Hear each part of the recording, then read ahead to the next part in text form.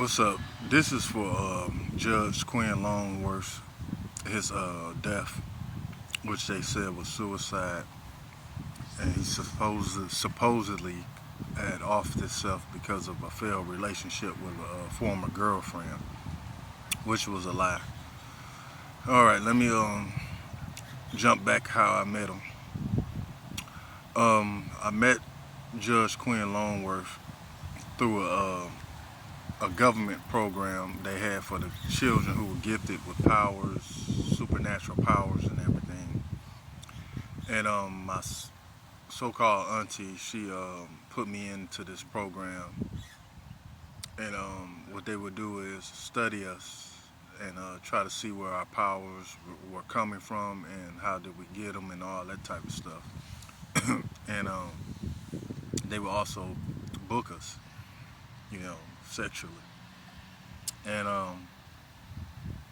he was just a good judge, and he happened to be invited to participate in what was going on. And the real crooks was the judge James Del Rio, and of course my auntie Suge, and the mayor Coleman Young at the time in Detroit, Michigan, and other crooked law officials and everything like that. And they was doing like, you know, laundering money and all that type of stuff, because they even switched my insurance policies that what I supposedly have received from my deceased family members that had left me money and stuff, inheritance. And come to think about it, Suge also had a sister named Miss Chapman.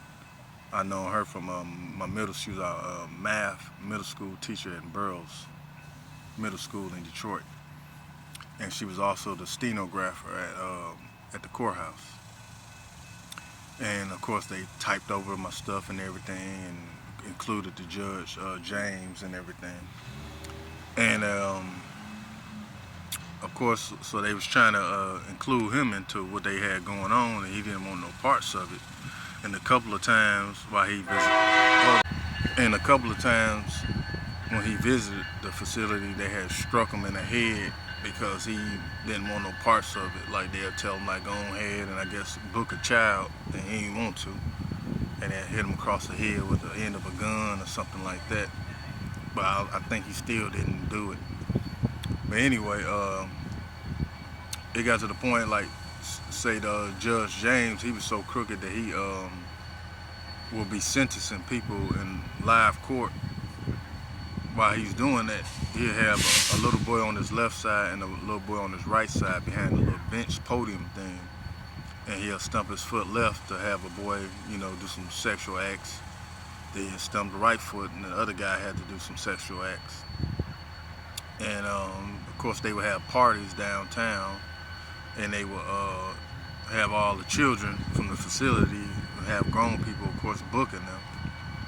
And I guess showing off our powers and gifts for entertainment and everything, stuff like that. And even Mayor Coleman Young, he would have like sinister stuff going on with Suge, like he'll have people kidnapped, and they will be unaliving children and men and women and stuff inside our basement on 7190 Nago in Detroit and stuff like that. And he'll come by sometime and check out, make sure everything's going good and all that good stuff for them. And anyway, Judge Quinn was trying to expose them. He's even, writing down, paperwork and stuff to send in to the, higher ups, as they would say. And they didn't want that to happen. So one day, me and another boy, of course we was all tired of what we was going through. And so we decided to take action. So me and the other guy, we had, Judge James in the air, like what basically dangling out the window downtown Detroit in one of these buildings.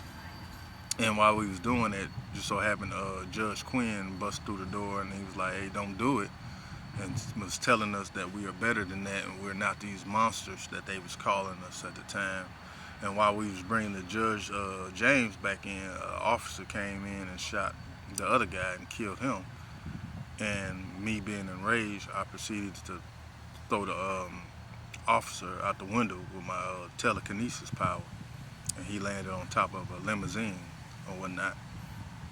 And then of course the other guards or officers came in and surrounded me and had weapons drawn on me and everything, and also on Judge Quinn. And then they brung in his family, his wife. I think it was either a little girl or a little boy at the time, and they threatened to off them if he wouldn't off himself.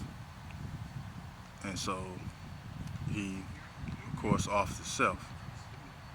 And they shot him up with like some heroin or something like that, and planted cocaine and everything around his body and on the tables like he was just getting high or something. But the only thing he probably did was, if anything, was drink a little bit.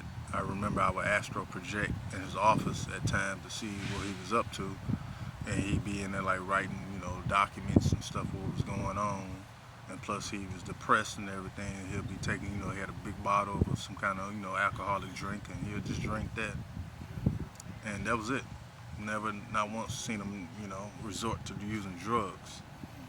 But yeah, so the whole thing is they just set him up, planned to make it look like he just couldn't take it no more because he was going to expose what was going on. So I just want to clear up his name. He was a good guy. And then towards the end, like that same day, later on that day, somehow I ended back up in the facility, and I had told the other kids that was in there like what had happened. And of course we all had got upset, and that's when they start attacking, the guards and everything who was in the facility to escape. And the rest is history. I mean, I'm just trying to sum it up in this video. But yeah, the whole time he was a good guy. If anything, the crooks was James, Del Rio, Suge, Mayor Coleman Young, her sister Miss Chapman, and all the other folks who had parts in what was going on. They just covered it up. And because it got to the point that Suge herself, she ended up offing her sister Miss Chapman. And she was jealous of her because I guess she was taking a bigger part of the money, and she hated the way her sister was living. Or mind you, she was a teacher plus a stenographer, and plus they was doing illegal activities. Because I was there when me, Maurice, Miss Chapman's daughter, and Miss Chapman was at her home because she had took us from the day for the day, and she paid Suge like $100 or $200 to, do sexual things with me and my brother at the time. And Suge and another guy, Cedric Lanier, they broke in and they offed Miss Chapman and her daughter. And I remember when she was doing it, she was saying stuff like, you think you better than me because you got this and that and all this stuff. Whole time Suge is just a jealous person. She don't like nobody having more than her. And she offed her own sister off of jealousy, just like a lot of other family members and people. Just a jealous person. So that's just about sum it up in so many words, because it's like it goes a little longer, a little deeper. But yeah, the man was a good guy, and that wasn't right. For all these years, they try to make him seem like he just was somebody who couldn't handle his own demons.